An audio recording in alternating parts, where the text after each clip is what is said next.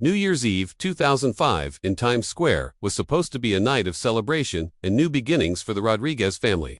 Miguel, 14, and Carlos, 12, had begged their parents for months to let them experience the famous ball drop celebration. In person, their mother, Maria Rodriguez, had finally agreed after weeks of pleading, planning to take her two sons to witness one of the world's most iconic celebrations. What should have been a magical family memory became the beginning of a nightmare that would haunt the Rodriguez family for a decade, until Miguel and Carlos were found in 2015 in a condition so horrifying that it would challenge everything we think we know about human survival and the dark secrets that may be hidden beneath. One of the world's most famous locations. The Rodriguez family had traveled from their home in Queens to Manhattan that evening, joining nearly 1 million other people who had gathered in Times Square to welcome 2006. Miguel and Carlos were typical teenagers, excited about the prospect of being part of such a massive celebration.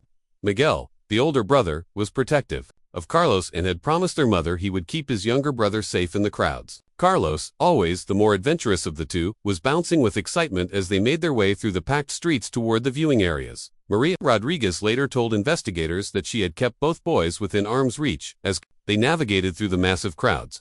The family had arrived early in the afternoon to secure a good viewing spot, and by evening, they were packed shoulder to shoulder with thousands of other celebrants. The atmosphere was festive and electric, with people singing, dancing, and counting down the hours until midnight. Security was tight, with NYPD officers stationed throughout the area, making it seem like the safest place on earth for a family celebration. At approximately 11:30 p.m., just 30 minutes before the ball drop, Maria Rodriguez made a decision that would haunt her for the rest of her life. She needed to use the restroom and asked Miguel to watch Carlos while she made her way to the nearest facilities. The boys were standing in a designated family area, surrounded by other families with children, with police officers visible just a few yards away. Maria kissed both her sons and told them to stay exactly where they were, promising to return within 10 minutes. When Maria Rodriguez returned from the restroom 8 minutes later, both of her sons had vanished without a trace. The spot where Miguel and Carlos had been standing was now occupied by other celebrants, and despite her frantic searching and calling their names, there was no sign of either boy. Maria immediately approached the nearest police officers, who began an immediate search of the surrounding area. Within minutes, dozens of officers were combing through the crowds, but in a sea of nearly 1 million people, finding two missing children seemed almost impossible. The initial response from law enforcement was swift and comprehensive. The NYPD immediately implemented emergency protocols for missing children in large crowd situations. Officers began systematically searching every building, alley, and potential hiding spot within a 6-block radius of where the boys were last seen. The celebration continued around them, but for the Rodriguez family and the responding officers, the festive atmosphere had turned into a desperate search operation. What made the disappearance particularly baffling was the sheer impossibility of two children simply vanishing. In such a crowded and heavily monitored area, Times Square on New Year's Eve is one of the most surveilled locations on Earth, with hundreds of security cameras, thousands of police officers, and nearly 1 million witnesses.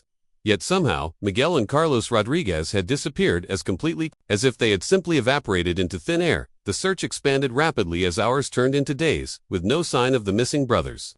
FBI agents joined the investigation, treating the case as a potential kidnapping despite the lack of any ransom demands or evidence of outside involvement. They reviewed hundreds of hours of security footage from cameras throughout Times Square and the surrounding area, but found no clear images of the boys after the moment they disappeared from their designated spot. Investigators interviewed thousands of witnesses who had been in the area that night, but no one remembered seeing two Hispanic boys who matched Miguel and Carlos's descriptions. This was particularly puzzling given that the boys were wearing distinctive matching New York Yankees jackets that their mother had bought specifically for the occasion.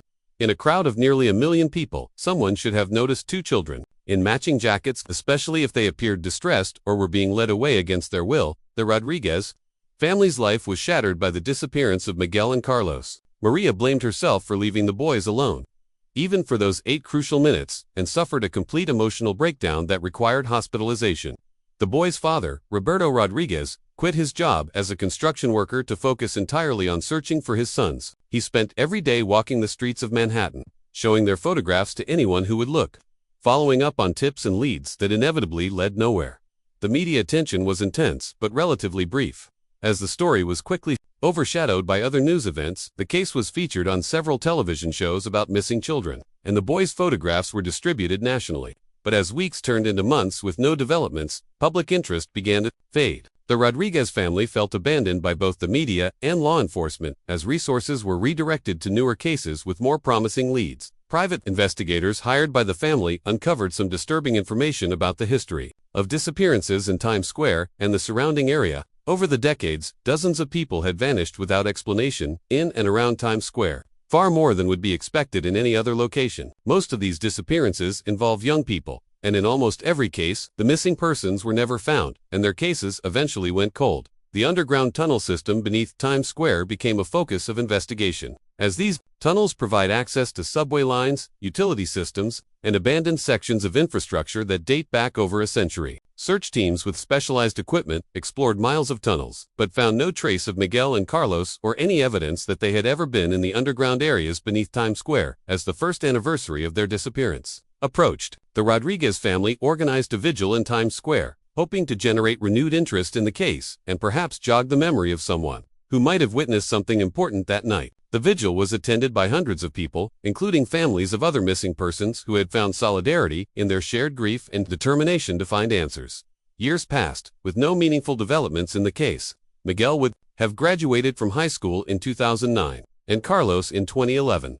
The family marked these milestones with private ceremonies, wondering what their sons would have looked like, what their interests and personalities would have become, whether they were alive somewhere or had died on that terrible New Year's Eve in 2005. The official investigation remained open but became increasingly inactive as leads dried up and new cases demanded attention. Detective Sarah Morrison, who had been assigned to the case from the beginning, never gave up hope but acknowledged that after 5 years with no credible sightings or evidence, the chances of finding the boys alive were virtually none. The case file grew thick with false leads, mistaken identities, and theories that ranged from plausible to bizarre. Roberto Rodriguez developed an obsession with conspiracy theories about government cover-ups and secret experiments that might explain his son's disappearance. He spent countless hours researching supposed underground facilities beneath New York City and claimed that government agents had warned him to stop his investigations. His marriage to Maria deteriorated under the strain of grief and his increasingly erratic behavior, and they eventually divorced in 2010. Maria Rodriguez tried to rebuild her life, moving to a small apartment in Brooklyn and taking a job as a housekeeper to support herself. She attended therapy and support groups for families of missing persons, but never fully recovered from the trauma of losing her children.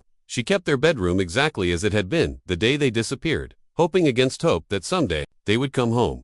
The case attracted the attention of paranormal investigators and conspiracy theorists who proposed various explanations for the boys' disappearance. Some suggested that Times Square sits above ancient burial grounds or dimensional portals that could explain the unusually high number of disappearances in the area. Others proposed that secret government experiments were being conducted in underground facilities beneath the city. While these theories were dismissed by law enforcement, they provided some families with alternative explanations when conventional investigations failed to produce answers. Then, on March 15, 2015, exactly 10 years and 2 months after Miguel and Carlos Rodriguez had disappeared, 2 NYPD officers responding to reports of suspicious activity in an abandoned subway tunnel beneath Times Square made a discovery that would reopen the case and terrify everyone involved in the investigation. Officers Jennifer Walsh and Michael Chen had been dispatched to investigate reports of strange sounds and smells coming from a section of abandoned tunnel that had been closed to public access for decades. The tunnel was part of an old pneumatic postal system that had been abandoned in the early 1900s, and it was not supposed to be accessible to the general public. When the officers entered the tunnel with their flashlights, they discovered evidence of recent human habitation, including makeshift bedding, food containers, and what appeared to be personal belongings. As they explored deeper into the tunnel system, officers Walsh and Chen heard what sounded like human voices coming from a section of tunnel that seemed to extend far beyond what their maps indicated should exist. Following the sounds, they discovered a hidden chamber that appeared to have been carved out of the rock and earth beneath the city. The chamber was larger than any room that should have existed in that location, and it was here that they found Miguel and Carlos Rodriguez. The condition in which the boys were found defied medical explanation and challenged everything that officers thought they knew about human biology and survival. Miguel and Carlos appeared to be alive, but they had been transformed in ways that seemed impossible.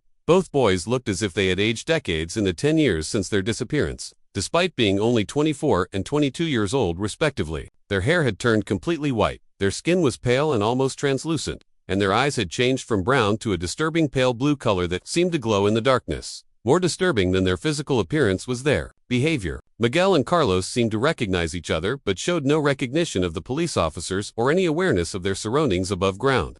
They spoke in whispers to each other in what sounded like Spanish mixed with other languages that neither officer could identify. When the officers tried to approach them, both boys retreated deeper into the chamber, moving with an unnatural fluidity that suggested their bodies had been altered in fundamental ways.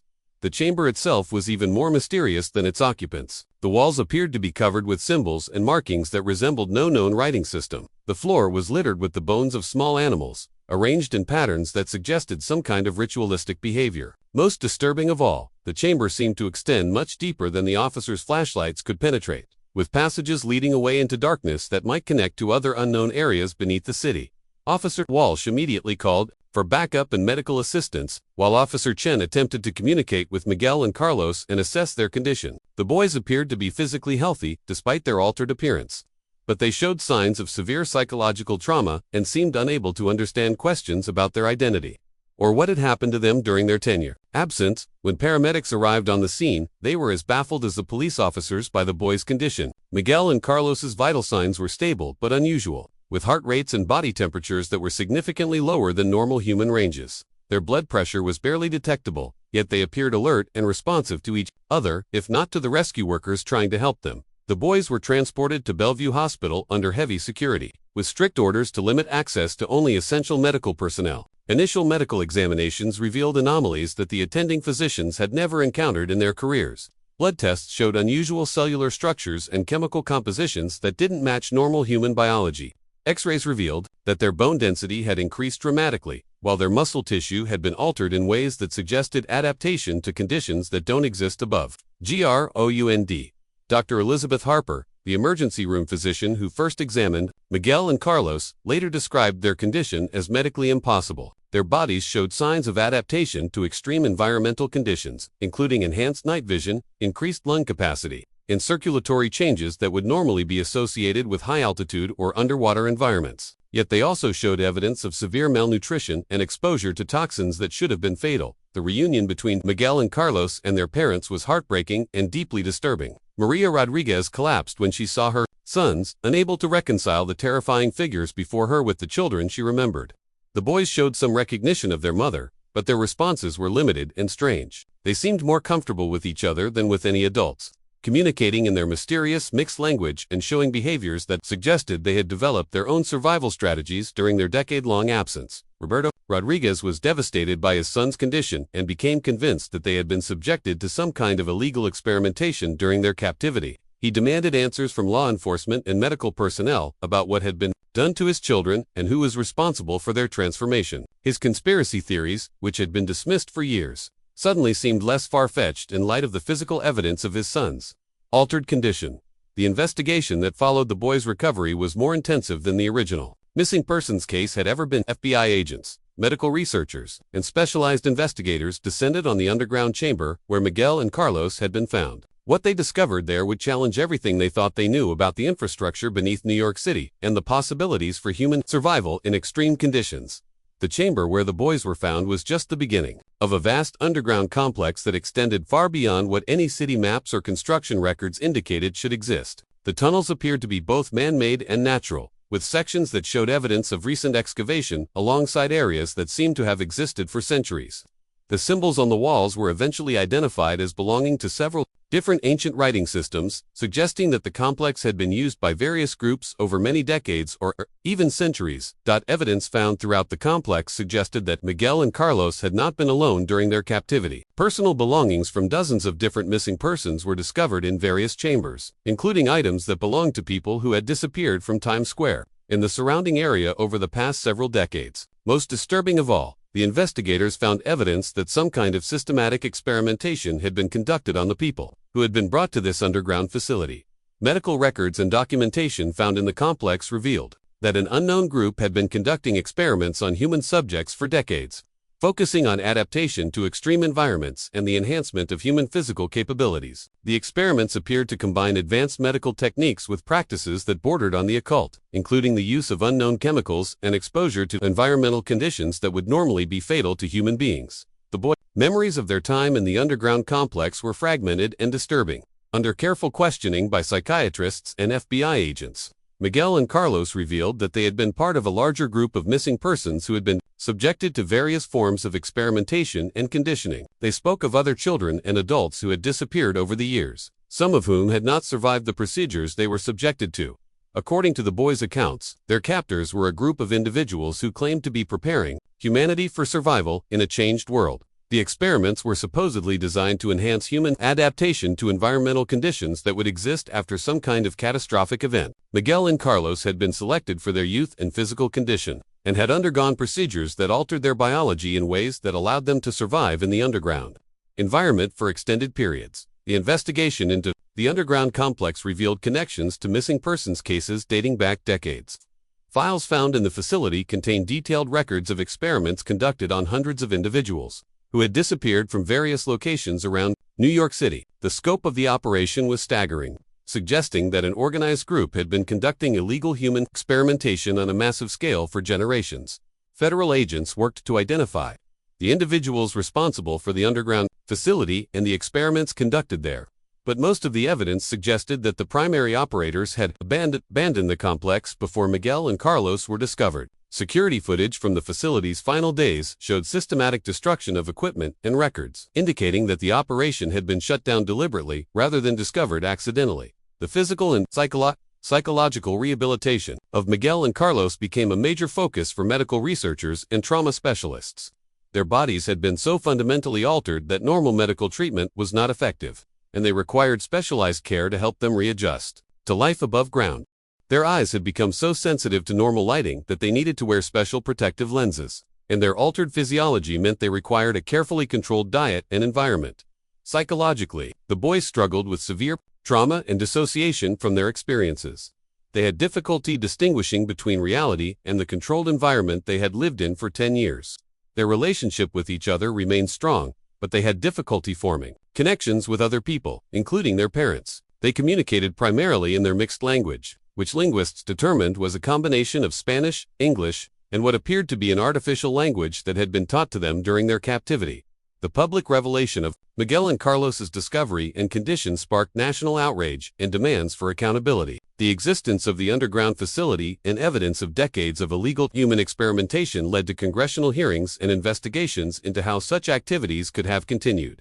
Undetected beneath one of the most monitored areas in the world, the case raised uncomfortable questions about what other secret activities might be occurring in underground areas beneath major cities. The boys' story became the subject of intense media attention, though their medical condition and psychological trauma limited their ability to participate in interviews or public appearances. Documentaries and books were written about their case, and it became a focal point for discussions about human rights, illegal experimentation, and the need for better oversight of underground infrastructure in major urban areas. The search for the individuals responsible for the underground facility and the experiments conducted there continued for years without significant results. The sophistication of the operation and the thoroughness with which evidence had been destroyed suggested that the perpetrators had extensive resources and advanced planning capabilities. Some investigators believed that government agencies or major corporations might have been involved, though no definitive proof was ever discovered. Miguel and Carlos Rodriguez slowly began to recover some aspects of normal human function, though they would never fully return to the condition they had been in before their disappearance. They worked with specialized therapists and medical researchers to understand their altered physiology and develop coping strategies for their enhanced sensory capabilities and unusual physical characteristics. Their case became a valuable source of information for researchers studying human adaptation and the limits of biological modification. The boys' relationship with their parents remained complicated by the trauma of their experience and their fundamentally altered condition. Maria Rodriguez devoted herself to caring for her sons and supporting their recovery, while Roberto Rodriguez became an advocate for other families of missing persons and pushed for continued investigation into underground facilities that might exist beneath other major cities. The underground complex where Miguel and Carlos were found was eventually sealed by federal authorities, though rumors persisted that other similar facilities might exist elsewhere. The case led to increased surveillance and investigation of underground areas beneath Times Square and other major tourist destinations, but the full extent of what had been happening beneath the city may never be fully understood. The legacy of Miguel and Carlos Rodriguez's disappearance and recovery continues to influence missing persons investigations and research into human experimentation. Their case serves as a reminder that even in the most monitored and populated areas of our cities, dark secrets can be hidden just beneath the surface. and that the people we trust to protect us may not always be aware of the dangers that exist. In the shadows, what do you think could explain how two young boys survived for 10 years in conditions that should have been fatal? And who could have been responsible for the sophisticated experimentation that transformed them so dramatically? Have you ever wondered what other secrets might be hidden beneath the cities where we live and work, or how many other missing persons might be trapped in situations we can't even imagine? The story of Miguel and Carlos Rodriguez challenges us to remain vigilant about the safety of our loved ones and to question whether the authorities we trust to protect us are truly aware of all the dangers that exist in our world. Their terrifying transformation and eventual recovery prove that sometimes the most horrific possibilities are closer to reality than we want to believe. If this story has disturbed you or made you think differently about the mysteries that might exist beneath our feet, share it with others who need to be aware that not every disappearance has a simple explanation. Let it remind us that we must never stop searching for answers, even when those answers lead us to truths that challenge everything we thought we knew about the world around us. The scientific community's response to Miguel and Carlos Rodriguez's case has been unprecedented in its scope and intensity. Leading researchers from universities and government laboratories around the world have requested access to study the boys' altered physiology and the materials recovered from the underground facility.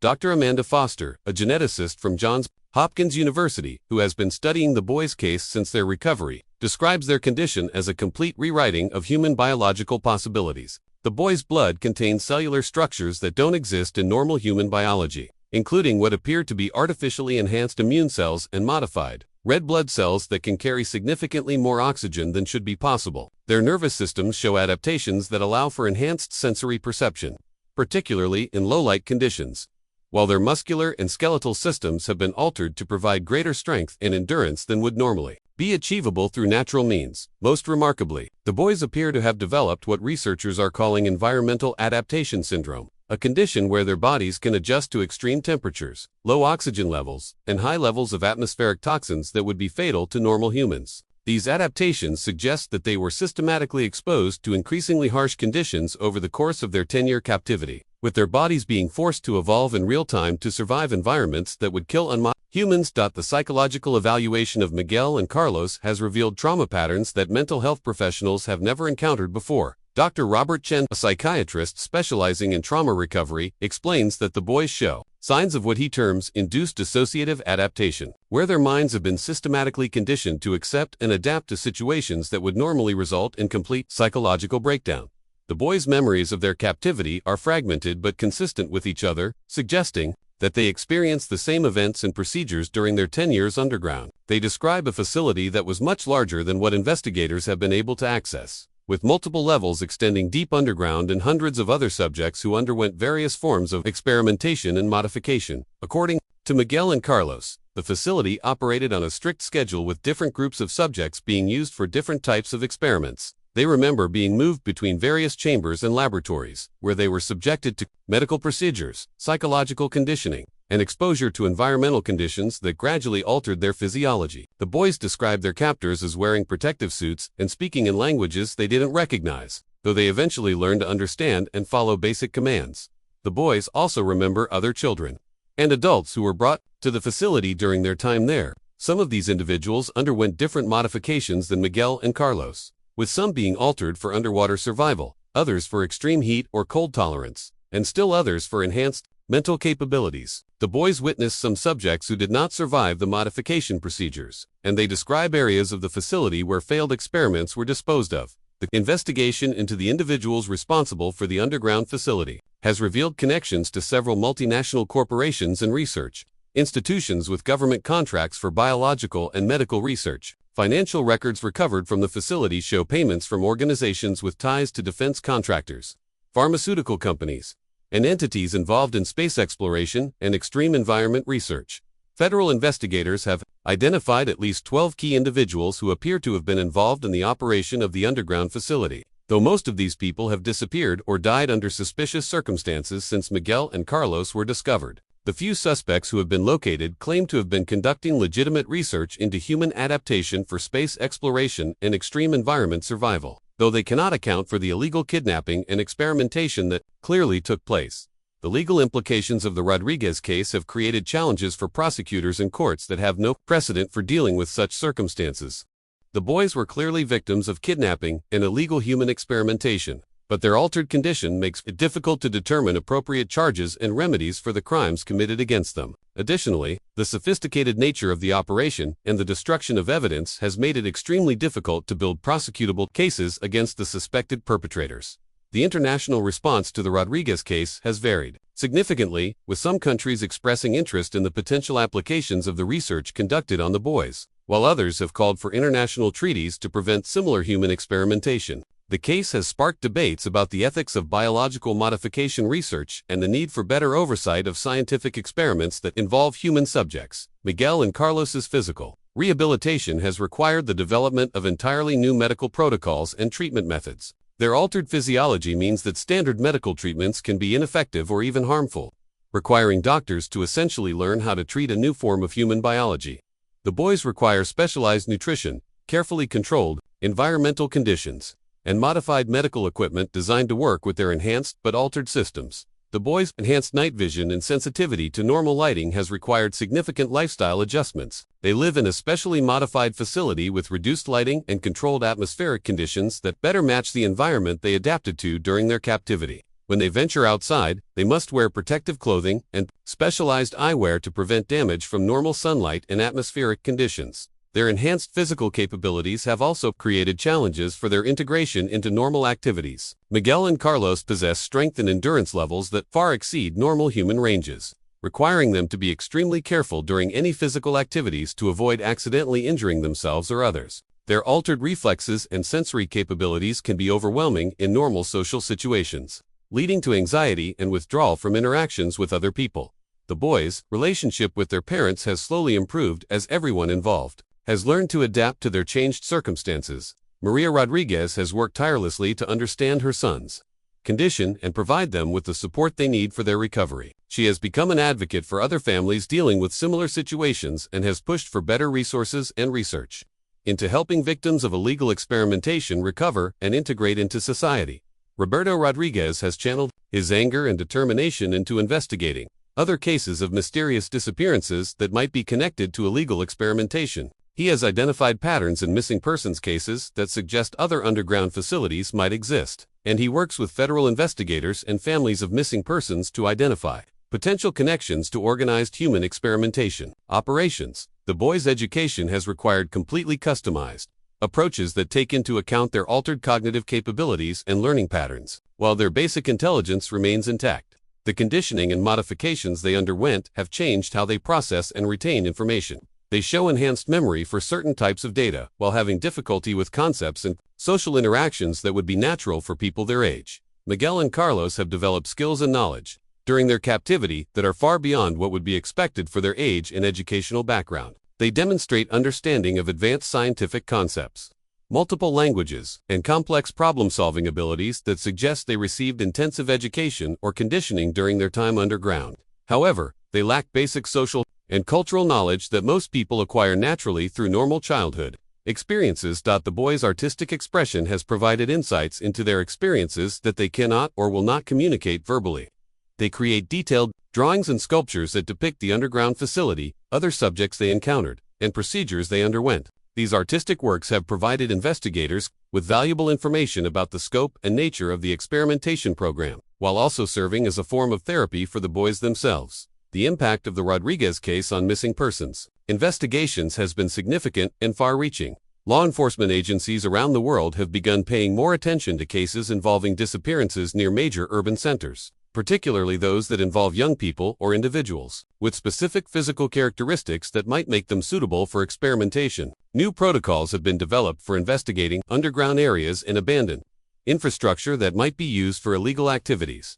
The case has also led to increased cooperation between local, federal, and international law enforcement agencies in tracking individuals and organizations that might be involved in human trafficking. For research purposes, a specialized task force has been created to investigate connections between missing persons cases and known research institutions or contractors with the capability to conduct sophisticated biological experiments. The technological aspects of the underground facility have provided insights into advanced research capabilities that were previously unknown to exist outside of major government or corporate laboratories. The equipment and materials found in the facility represent millions of dollars of investment and suggest that the operation was funded by organizations with substantial resources and long-term planning capabilities. Some of the technology recovered from the facility appears to be decades ahead of what is publicly available, suggesting that the research conducted there was at the cutting edge of biological and medical science. This has raised questions about whether legitimate research institutions might have been unknowingly contributing to illegal experimentation through technology transfers or collaborative research agreements. The boys' case has also highlighted the vulnerability of urban populations to threats that exist literally beneath their feet. The discovery of the extensive underground facility in such a heavily monitored area has led to reassessments of security and surveillance capabilities in major cities, and has prompted investigations into other underground infrastructure that might be vulnerable to misuse.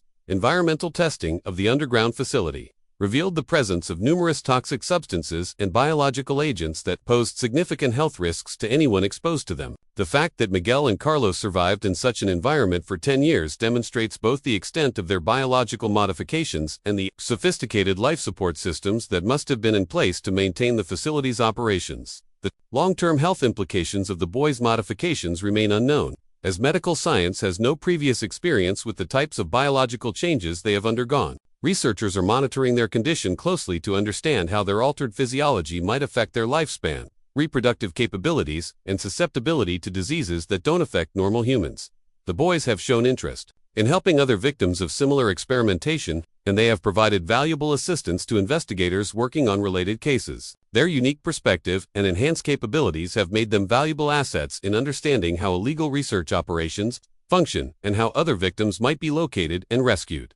The psychological healing process for Miguel and Carlos has been slow but steady, with both boys gradually developing the ability to form relationships with people outside their immediate family and care team. They have begun participating in activities that help them reconnect with normal human experiences while accommodating their altered capabilities and limitations.